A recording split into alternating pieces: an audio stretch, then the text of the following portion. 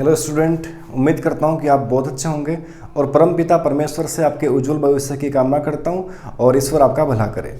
तो स्टार्ट करते हैं। आज अपन बेसिक साइंस की बात करेंगे और आज के वीडियो के अंतर्गत मैं आपको कुछ शुरू में वो चीज़ें बताना चाहता हूँ जिससे आपका साइंस के प्रति रुझान बढ़े और साइंस की चीज़ें सीखने में आपको आसानी मिले। तो अपन स्टार्ट करते हैं बेसिक साइंस की कुछ बातें।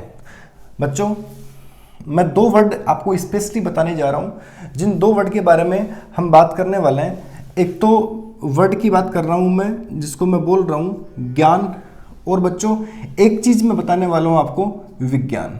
सबसे पहले इन दोनों के बारे में हम बात कर रहे हैं कि ये चीज़ें होती क्या है।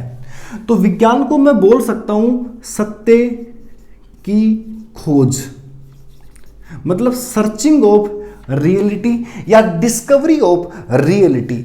इसके अलावा हम ज्ञान की बात करें तो ज्ञान को हम कह सकते हैं सत्य का अनुभव। इस ब्रह्मांड में जो भी शाश्वत है, इस प्रकृति के अध्ययन के दरमियान जो शाश्वत है, उस शाश्वत चीज को हम डिस्कवरी करते हैं, उसको हम साइंस बोलते हैं। साइंस की एक छोटी सी परिभाषा हुआ करती है कि प्रकृति का क्रमबद्ध और सुव्यवस्थित ज्ञान विज्ञान कहलाता है। आपने ये चीज बचपन के अंदर पढ़ी है, 9-10 की क्लासों के अंदर आपने पढ़ी है। तो एक्चुअली जो आपके पास जो प्रकृति है, इस प्रकृति का क्रमबद्ध और सुव्यवस्थित ज्ञान विज्ञान होता है। जो चीज शाश्वत है, उस शाश्वत चीज को आप फील करते हो, उसको आप क्या बोलते हो? ज्ञान बोलते हो। बच्चों, विज्ञान को मैं दो पार्ट के अंदर डिवाइड कर रहा हूं। एक तो इसका पार्ट मैं बोलूंगा सत्य विज्ञान, मतलब रियल साइंस, और एक मैं बोलने वाला हूं छद्म विज्ञान। सत्य विज्ञान क्या होता है और छद्म विज्ञान क्या होता है? सत्य विज्ञान की बात करें तो ये हमेशा थ्योरी पर बेस होता है, मतलब सिद्धांत के ऊपर आधारित होता है। और मैं छद्म विज्ञान की बात करूं तो ये हमेशा पैराडिग्म, मतलब कि अवधारणा पर आधारित होता है। अब ये बात तो समझ में आती है, लेकिन थ्योरी और अवधारणा क्या होती है, इनमें अंतर क्या होता है? तो थ्योरी का मतलब होता है कि एक ऐसी रियलिटी जिसको बदला नहीं जा सके, एक ऐसा सत्य जिसको अपन बदल नहीं सकते, जो बदलता नहीं है। और मैं अवधारणा की बात करूं, जो बदलता है। मतलब अवधारणाएं जो होती हैं वो समय के साथ, स्थान के साथ बदलती रहती हैं, और आपकी जो थ्योरी होती है वो कभी बदलती नहीं है, ये नॉट चेंजेबल होती है। आपको मैं तीन बातें बता रहा हूं, तीन वर्ड बता रहा हूं, तीन बेसिक बात बता रहा हूं। जैसे कि एक तो है स्थान, एक है समय और व्यक्ति। तो बच्चों देखिएगा, अवधारणा कभी भी स्थान, समय और व्यक्ति के साथ बदलती रहती है, और जो थ्योरी होता है वो कभी भी स्थान, समय और व्यक्ति के साथ बिल्कुल नहीं बदलता। इसका मैं एक छोटा सा एग्जांपल आपको दूं कि हम रियल साइंस की बात करें तो आपने गुरुत्वाकर्षण का आपने नियम पढ़ा होगा, ग्रेविटेशन के बारे में आपने पढ़ा होगा कि यदि, एक छोटी सी बात है, इस मार्कर को यदि मैं यहां से h ऊंचाई से गिराता हूं तो h ऊंचाई से गिराने पर यह मार्कर जमीन पर गिरता है। ओके, ये पहले भी गिरता था, आज भी गिरता है और आगे भी गिरता रहेगा। स्थान की बात करें, मेरे हाथ में है तो ये गिरेगा तो नीचे ही गिरेगा, आपके पास में तो भी नीचे गिरेगा। मतलब समय के साथ और स्थान के साथ ये नियम बदलता नहीं है, ये थ्योरी कभी बदलती नहीं है। तो ये वाली बात होती है सत्य साइंस। और हम बात करें अवधारणा वाली साइंस की, तो ये अवधारणा बदलती रहती है। जैसे कि मैं आपको बता दें, इसके एग्जाम्पल आपको बता रहा हूं मैं। जैसे इसमें सोशल साइंस के सब्जेक्ट्स आते हैं, जैसे कि राजनीतिक विज्ञान, पॉलिटी, इसके अलावा इकोनॉमिक्स और सोशियोलॉजी वगैरह। तो ये चीजें हमेशा बदलती रहती हैं। एग्जाम्पल के माध्यम से बता दूं, जैसे सन 2000 की जो पॉलिटी है वो अपनी इंडिया के अंदर अलग रही होगी और आज की पॉलिटी अलग है। इसके अलावा जैसे इकोनॉमिक्स की बात करें तो इकोनॉमिक्स पहले की अलग थी, अब की अलग है, समय के साथ बदलती है। अर्थव्यवस्थाएं समय के साथ बदलती रहती हैं, स्थान के साथ भी बदलती रहती हैं। और इससे बड़ा एग्जाम्पल अब और क्या हो सकता है, कोरोना वायरस आने से पहले अपने इंडिया की इकोनॉमी कुछ अलग थी और अब आज जो कोरोना वायरस से हम ग्रसित हो चुके हैं तो आज हमारी इकोनॉमी है वो अलग हो चुकी है। समय के साथ में ये वाली साइंस बदलती रहती है और ये वाली साइंस बिल्कुल नहीं बदलती। और इसमें हम रियल साइंस के अंदर फिजिक्स,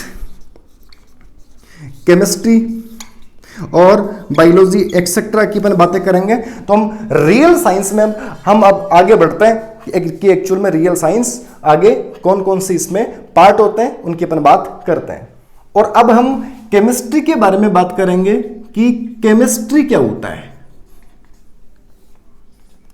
तो सबसे पहले आपको बता दूं मैं कि केमिस्ट्री का फादर कौन है, फादर ऑफ केमिस्ट्री कौन है। तो बच्चों एक चीज बहुत इंपॉर्टेंट है, इसको याद रखिएगा आप। फादर ऑफ केमिस्ट्री कौन है? लेवोसिए फादर ऑफ केमिस्ट्री है, लेवोसिए इंपॉर्टेंट है, फादर ऑफ केमिस्ट्री लेवोसिए। ओके, अब केमिस्ट्री क्या है, यह सबसे बड़ा सवाल कि study of matter. Study of matter क्या होगा? केमिस्ट्री होगा। और मैटर की स्टडी अपन किसके संदर्भ में करें? मैटर की स्टडी हम एक तो संगठन के आधार पर, इसके अलावा एक जो रिएक्शंस होती हैं उसके आधार पर, और हम एक इसकी बात करें इसके उपयोग के आधार पर कि एक्चुअली इसके उपयोग क्या होता है। तो इसके बेस पर ये केमिस्ट्री की डेफिनेशन होती है। और वैसे कुछ अलग अलग किताबों के अंदर आपको अलग डेफिनेशन मिलेगी, जैसे कि स्टडी ऑफ केमिकल्स, जैसे रसायनों का अध्ययन भी क्या होता है? केमिस्ट्री होता है। पदार्थों के बीच की जो अन्योन्य क्रियाएं होती है वो भी केमिस्ट्री होता है। तो ये एकदम बेसिक केमिस्ट्री होता है। और हम अब बात करते हैं केमिस्ट्री को कितने ब्रांच में डिवाइड किया गया है। तो बच्चों केमिस्ट्री को फर्दर मैं 3 पार्ट में डिवाइड कर रहा हूं। सबसे पहला है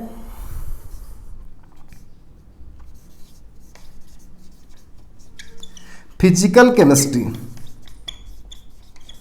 तो फिजिकल केमिस्ट्री किसे कहते हैं? आपको बता दूं, रासायनिक अभिक्रियाओं के जो सिद्धांत होते हैं, किसी केमिकल रिएक्शन के जो प्रिंसिपल्स होते हैं, उनकी स्टडी हम किसके अंदर करते हैं? उनकी स्टडी हम फिजिकल साइंस के अंदर, मतलब फिजिकल केमिस्ट्री के अंदर अपन करते हैं। और हम बात करें इनऑर्गेनिक केमिस्ट्री,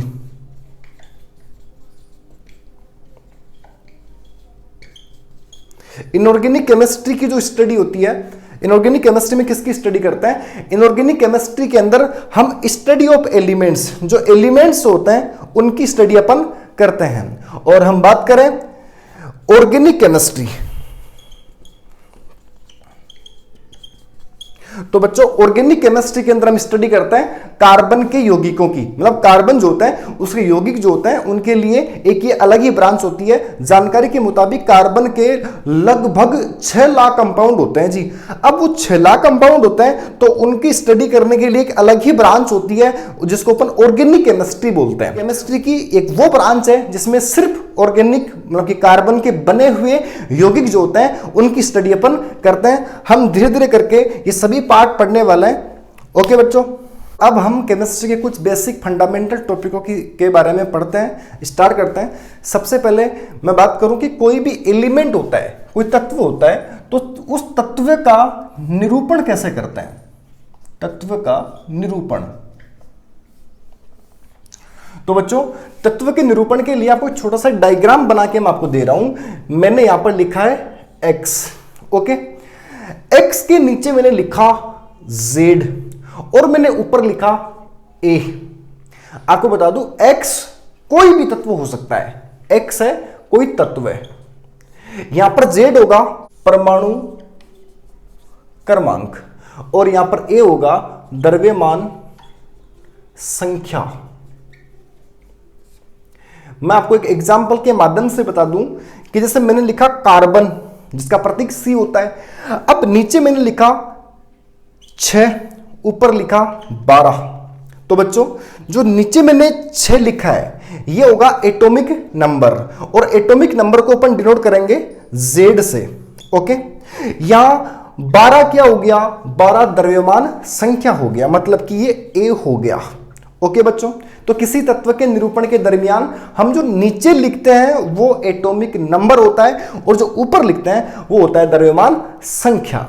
ओके, अब हम परमाणु क्रमांक की बात करने वाले हैं कि परमाणु क्रमांक क्या होता है। परमाणु क्रमांक बच्चों, इसको एटॉमिक नंबर या परमाणु संख्या भी इसको अपन कह सकते हैं। तो एटॉमिक नंबर की हम बात करें, एटम के बेसिक स्ट्रक्चर की यदि मैं बात करूं तो एटम के बेसिक स्ट्रक्चर के अंदर बीचों बीच उसका न्यूक्लियस होता है, उसका नाभिक होता है। ये बीच में नाभिक है, और नाभिक के बाहर इलेक्ट्रॉन चक्कर लगाते हैं, वर्ताकार और दीर्घ वर्ताकार कक्षाओं में चक्कर लगाते हैं, ऐसा अपन ने पढ़ा है। अब इस परमाणु के बीचों बीच में जो नाभिक है, इस नाभिक के अंदर प्रोटॉन प्लस न्यूट्रॉन होता है। मतलब परमाणु के बीच में क्या है, प्रोटॉन प्लस न्यूट्रॉन मुख्य मूलकण होते हैं, और भी होता है लेकिन मुख्य प्रोटॉन प्लस न्यूट्रॉन होता है। और आपको ये बता दूं मैं कि प्रोटॉन जो होता है उस पर पॉजिटिव चार्ज होता है, धनावेशित इस पे आवेश होता है, धनावेश इस पे होता है, और इसीलिए नाभिक पर पॉजिटिव चार्ज आता है, धनावेश आता है। तो बच्चों नाभिक के अंदर जो नंबर ऑफ प्रोटॉन्स हैं, जो प्रोटॉनों की जो संख्या है ना, वो प्रोटॉनों की संख्या ही क्या कहलाने वाली है, परमाणु क्रमांक कहलाने वाली है। जैसे कि मैं यहां एग्जांपल ले रहा हूं, जैसे मैंने यहां लिखा H, इसके नीचे मैंने लिख दिया 1, यहां मैंने लिखा कार्बन, नीचे लिखा 6, लिखा मैंने नाइट्रोजन, नीचे लिख दिया 7, मैंने लिखा Ne नियोन 10 लिख दिया, मैंने लिखा Fe26 मैंने यहां पे लिख दिया। तो इन एग्जाम्पल के अंदर आप देखिएगा जो संख्या नीचे लिखी गई है वो संख्या ही परमाणु क्रमांक है। हाइड्रोजन के नीचे 1 लिखा हुआ है, इसकी परमाणु संख्या कितनी हो गई, 1 हो गई, या 6 हो गई, 7 हो गई, 10 हो गई, और 26 हो गई। तो अर्थात किसी तत्व के या किसी एटम के तत्व के निरूपण के दौरान हम जो नीचे जो संख्या अपन जो नंबर अपन लिख रहे हैं वही होगा एटॉमिक नंबर। ओके बच्चों, इसके अलावा एक छोटी सी बात आपको और बता दूं, इसकी दूसरी डेफिनेशन भी आपको बताने वाला हूं। बेसिकली एक उदासीन परमाणु होता है, तो उदासीन परमाणु के अंदर एक खास बात होती है, उसमें नंबर ऑफ प्रोटॉन बराबर होता है नंबर ऑफ इलेक्ट्रॉन। मतलब कि जितने उसमें प्रोटॉन होंगे उतने ही उसमें इलेक्ट्रॉन्स होंगे। कोई चीज उदासीन, कोई एटम उदासीन क्यों है, क्योंकि उसके अंदर जो भी प्लस का सिंबल वाला मूलकण है, इसमें प्रोटॉन से चार्ज प्लस होता है या इलेक्ट्रॉन पे माइनस चार्ज होता है, तो प्लस की संख्या माइनस की संख्या के बराबर हो गई तो आवेश कैंसिल हो जाएंगे, और यहां पर आवेश क्या आने वाला है, उदासीन आने वाला है। अर्थात मैं दूसरी डेफिनेशन इसकी यह भी दे सकता हूं कि उदासीन परमाणु में, रिपीट कर रहा हूं, उदासीन परमाणु में नंबर ऑफ इलेक्ट्रॉन्स ही परमाणु क्रमांक होते हैं। तो ये बहुत बेसिक चीज है। और अब हम द्रव्यमान संख्या की भी बात कर लेते हैं कि द्रव्यमान संख्या क्या होती है। द्रव्यमान संख्या जिसको अपन A से डिनोट करते हैं। आपको ये बता दूं मैं कि आगे चल के अपन जब मॉडल पढ़ेंगे तो मॉडल के अंदर अपन एक खास बात पढ़ेंगे। रदरफोर्ड के परमाणु मॉडल के अनुसार परमाणु का अधिकांश भाग खोखला होता है, और उस खोखले भाग के अंदर बीचों बीच में एक पिंड होता है, सूक्ष्म पिंड होता है, जिसको अपन नाभिक कहते हैं। तो सुनिए, हम यदि मास की बात करें तो परमाणु के बीचों बीच में क्या है, नाभिक है, और बाहर इलेक्ट्रॉन क्या कर रहा है, चक्कर लगा रहा है। अब बच्चों बात को समझिएगा कि परमाणु का अधिकांश भाग तो रदरफोर्ड बाइसन बता दिया खोखला। अब अधिकांश भाग खोखला है तो वजन कहां है, वजन तो बीच में। अब वजन बीच में कौन है, यहां वजन बीच में होगा तो बीच में कौन होगा, बीच में होगा नाभिक। अर्थात परमाणु का लगभग अधिकांश भाग कहाँ है, नाभिक के अंदर है। एक छोटा सा एग्जांपल मैं और ले लूं, जैसे मैं एक काम कर रहा हूं, एक गुब्बारा लेता हूं और इस एक गुब्बारे के अंदर मैं पत्थर डाल देता हूं और पत्थर डाल करके उसके मास को कैलकुलेट करूंगा तो मैक्सिमम मास किसका आएगा, मैक्सिमम द्रव्यमान उस पत्थर का ही आने वाला है, क्योंकि अधिकांश भाग तो कैसा है, खोखला है। तो अर्थात परमाणु के नाभिक के अंदर जो अब मूलकण है, मूलकण कौन कौन है, इसके अंदर प्रोटॉन प्लस न्यूट्रॉन है। बच्चों आपको कह दूं मैं, परमाणु के नाभिक के अंदर जो प्रोटॉन प्लस न्यूट्रॉन का जो योग है ना, प्रोटॉन प्लस न्यूट्रॉन की संख्या का जो योग है वही क्या होगा, ए होगा, द्रव्यमान संख्या होगा। जैसे कि एग्जाम्पल आपको बता दूं मैं, जैसे मैंने एग्जाम्पल लिया कार्बन, तो कार्बन के नीचे मैंने लिखा 6 और ऊपर लिखा 12, अर्थात यहां पर 6 तो अर्थात यहां पर 6 तो प्रोटॉन प्लस 6 न्यूट्रॉन, और ये कितना हो गया 12, और ये 12 क्या हो गया, यहां पर परमाणु के लिए द्रव्यमान संख्या हो गया। ओके बच्चों, अपन अब बात करने वाले हैं कि हम इलेक्ट्रॉन की संख्या कैसे काउंट करें। इलेक्ट्रॉन की संख्या ज्ञात करना, आपको मैं ये बता दूं, जो कॉम्पिटिटिव एग्जाम्स हैं, NEET, JEE, ICR JET, BHU, इसमें ये इससे संबंधित क्वेश्चंस हो सकते हैं। तो हम इलेक्ट्रॉन की संख्या ज्ञात करने से संबंधित कुछ तथ्य को पढ़ने वाले हैं। तो इलेक्ट्रॉन की संख्या अपन कैसे ज्ञात करते हैं, ये बात आपको बताऊं उससे पहले आपको बताने वाला हूं कि एक तो उदासीन परमाणु,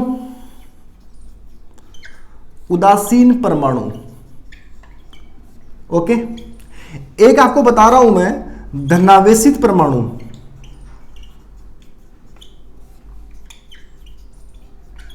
और एक आपको बताऊं मैं ऋणावेशित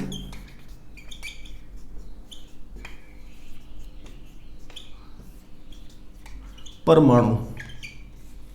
तो बच्चों उसमें जो जेड होगा, जेड मतलब परमाणु क्रमांक बराबर किसके होगा, इलेक्ट्रॉन की संख्या।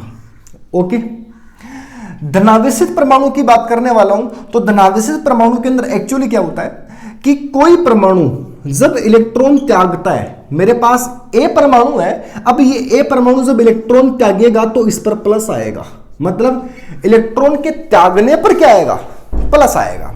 ओके, और जैसे मेरे पास सोडियम है, सोडियम ने इलेक्ट्रॉन यहां पर रिमूव किया, इलेक्ट्रॉन इसने त्याग दिया और इस पर आ गया प्लस। तो धनावेशित परमाणु कब बनता है, जब वो अपने बाह्यतम कोषों में से इलेक्ट्रॉन को त्याग देता है, तब वो धनावेशित बनता है। तो अब इलेक्ट्रॉन की संख्या ज्ञात करने के लिए हम क्या फॉर्मूला अप्लाई करेंगे किसी धनावेशित परमाणु के लिए, तो Z में से माइनस करना पड़ेगा धनावेश को। Z क्या है, दोबारा बता दूं आपको मैं, परमाणु क्रमांक। और ऋणावेशित के लिए बात करें तो यहां पर मेरे पास एक एग्जांपल है, ए परमाणु मेरे पास में। अब ये ए परमाणु जब इलेक्ट्रॉन गेन करेगा, जब इलेक्ट्रॉन एक्सेप्ट करेगा, लेगा, तब इस पर चार्ज आएगा माइनस। याद रखिएगा, कोई भी परमाणु जब अपने बाह्यतम कोष में इलेक्ट्रॉन को ऐड करता है तो इलेक्ट्रॉन को ऐड करने पर उस पर माइनस चार्ज आता है। यदि उसने एक इलेक्ट्रॉन लिया है तो उस पर चार्ज माइनस का 1 आने वाला है, यदि उसने 2 इलेक्ट्रॉन लिए तो उस पर चार्ज माइनस का 2 आने वाला है, और 3 ली तो 3 आने वाला है। अर्थात ऋणावेशित परमाणु जो होता है उसके मूल परमाणु की अपेक्षा में ऋणावेशित के अंदर इलेक्ट्रॉन की संख्या ज्यादा होगी। अर्थात इलेक्ट्रॉन की संख्या काउंट करने के लिए उसमें जेड में प्लस करना पड़ेगा ऋण आवेश। 2-3 एग्जाम्पल के माध्यम से इस बात को समझते हैं। जैसे मेरे पास में एक एटम लिथियम, अब लिथियम का परमाणु क्रमांक कितना होता है भाई, 3 होता है। अब लिथियम पर कोई चार्ज नहीं है, लिथियम पर कोई चार्ज नहीं है, इसलिए लिथियम में नंबर ऑफ इलेक्ट्रॉन्स कितने होंगे, 3 ही होंगे। जैसे कि मैंने आपको बताया Z बराबर इलेक्ट्रॉन, इलेक्ट्रॉन बराबर Z, मतलब Z इसका 3 है, तो यहां पर नंबर ऑफ इलेक्ट्रॉन्स भी कितने होंगे, 3 ही होंगे। अब मैं धनावेशित परमाणु के एग्जाम्पल की बात करूं, मेरे पास यहां पर Li+ है, तो Li+ के लिए मैं नंबर ऑफ इलेक्ट्रॉन्स डिफाइन करूं तो इसका एटॉमिक नंबर कितना है, 3। करना क्या पड़ेगा, हमेशा धनावेश है तो निकालना पड़ेगा, धनावेशित को निकालना पड़ेगा z से, अर्थात 3 माइनस 1 बराबर 2, अर्थात इसमें नंबर ऑफ इलेक्ट्रॉन्स कितने आए, 2 आए। और यहां पर z ऋणावेशित के लिए z में प्लस करना पड़ेगा ऋणावेश को, जैसे मेरे पास में f minus atomic number f का 9, तो क्या करना पड़ेगा 9 प्लस 1 बराबर कितना आ गया 10, अर्थात f माइनस में नंबर ऑफ इलेक्ट्रॉन्स कितने होंगे 10 होंगे, 10 होंगे साहब। ओके, अब हम कुछ और भी एग्जाम्पल इसके देखते हैं। जैसे मैं बात करूं, मैं तीनों के साथ ही बता रहा हूं कुछ एग्जाम्पल्स, जैसे मैंने यहां पर लिखे हैं, मैंने OH माइनस लिखा, मैंने NH4 प्लस लिखा, मैंने यहां पर जैसे H2O लिखा। ओके, अब इनमें यदि अपन एग्जाम्पल की बात करें तो यहाँ OH माइनस में नंबर ऑफ इलेक्ट्रॉन कितने होंगे, मतलब जो अणु होते हैं और जो मूलक होते हैं उनके अंदर भी इलेक्ट्रॉन की संख्या यदि काउंट करें तो वो क्या क्या होती है। तो देखिए, ऑक्सीजन है, हाइड्रोजन है और इस पर माइनस का एक चार्ज है। तो ऑक्सीजन करना कुछ भी नहीं है, आपको एक ही काम करना पड़ेगा। ऑक्सीजन का एटॉमिक नंबर कितना होता है, 8 होता है, हाइड्रोजन का 1 होता है, तो 8 प्लस 1 कितना हो गया, मतलब कि 8 1 9 हो गया और एक इलेक्ट्रॉन इसमें और काउंट हो रहा है, तो कितना हो गया 8 प्लस 1 प्लस 1, क्योंकि ये 1 मैंने इसलिए लिखा है क्योंकि इस पर इलेक्ट्रॉन और भी ऐड हो चुका है, तो कितना हो गया यहां पर 10 हो गया। NH4 की बात करें तो नाइट्रोजन में कितना 7 होता है और 4 हाइड्रोजन हो गए, तो प्लस 1 प्लस 1 प्लस 1 प्लस 1 कितना हो गया पूरा 7 8 9 10 और 11, लेकिन प्लस आया है तो निकालना पड़ेगा ना, धनावेशित के लिए अपन निकाल रहे थे, तो 11 में से माइनस कर दो, 1 को कितना आ गया 10 आ गया।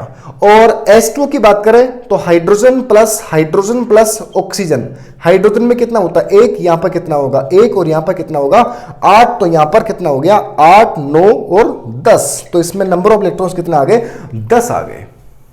और अब हम न्यूट्रॉन की संख्या ज्ञात करना अपन सीखेंगे। बच्चों, आपको न्यूट्रॉन की संख्या ज्ञात करने के लिए एकदम रामबाण सूत्र बताने वाला हूं।